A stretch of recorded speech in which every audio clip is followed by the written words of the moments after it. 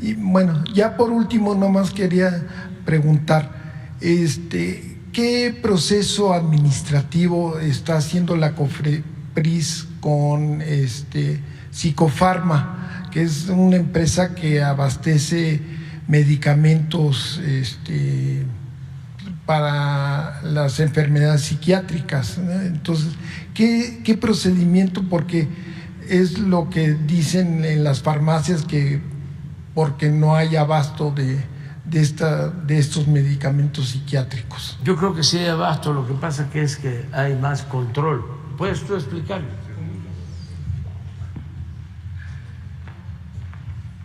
Con gusto, presidente. Gracias por la oportunidad. Gracias, Eduardo, por hacernos esta pregunta. Así como hablamos ahorita de la infodemia, de la desinformación orquestada por medios corporativos que están al servicio de empresas, en el caso que presenté de vacunas, este es el caso también de los medicamentos para las enfermedades mentales y algunas afecciones neurológicas. Se los explico de manera sintética y espero que esto sirva para disipar la desinformación que ha sido provocada deliberadamente. Hay una empresa que se llama Psicofarma S.A.D.C.B., que había sido monopólica en la proveeduría, es decir, en la venta de productos al sector público de salud, a las instituciones públicas. Entre otras razones, ya era inquietante que hubiera un monopolio, prácticamente era un monopolio, una sola compañía que le proveía de estos medicamentos al gobierno por muchos años. Sin embargo, cuando empezó nuestra administración, pues trabajamos con lo que había, se le compraron varios años seguidos a esta empresa y en fechas más recientes, quizá un año, año y medio, empezó a ocurrir una falta de cumplimiento de los contratos. La empresa posponía las fechas de entrega, hacía entregas parciales, iba fallando en su responsabilidad, afectando obviamente al sector público de salud.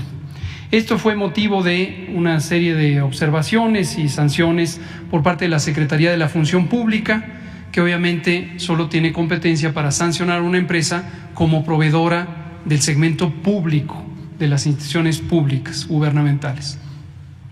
La empresa, por supuesto, ha sido libre de proveer al sector privado.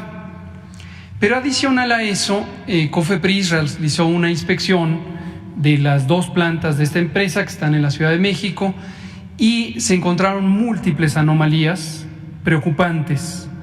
Algunas tienen que ver con la fabricación misma de los productos, una contaminación cruzada, residuos de un medicamento que quedaban en la línea de producción y se mezclaban con otro medicamento distinto. Obviamente eso no es aceptable.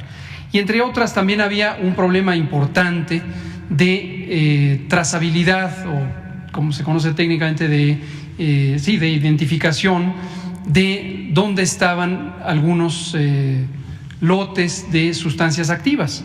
Aquí estamos hablando de psicofármacos, es decir, medicamentos donde algunos de ellos pueden ser estupefacientes. Y esto, entre otras cosas, lo supimos porque existe un mecanismo internacional que se llama la Junta Internacional de Fiscalización de Estupefacientes, JIFE. Esto es un convenio internacional en donde la producción en un punto del mundo, por ejemplo en la India, de precursores de medicamentos que también pueden ser usados con otros fines, como enervantes, debe ser seguida cuidadosamente. Entonces se hace un registro en el punto de producción y se debe informar, el gobierno del país donde se fabrica lo debe informar a esta JIFE, pero también el gobierno o las empresas le deben informar al gobierno y a la JIFE en el punto donde lo reciben. Y hay elementos donde no cuadra, se produjo más, se envió más, pero aparentemente llegó menos. Y ese es el problema de trazabilidad que parece tener otras preocupaciones importantes. COFEPRIS, obviamente, ejerciendo su responsabilidad, sancionó a esta empresa y le paró líneas de producción. Finalmente, lo que ocurrió es que esta empresa hizo algo muy parecido a lo que hizo otra empresa al inicio del sexenio, una empresa que era monopólica de medicamentos contra el cáncer, que retuvo medicamentos decimos, escondió medicamentos para el sector privado. Y entonces hay un desabasto en el sector privado. Nótese que en el sector público sí tenemos los medicamentos porque los compramos a proveedores internacionales.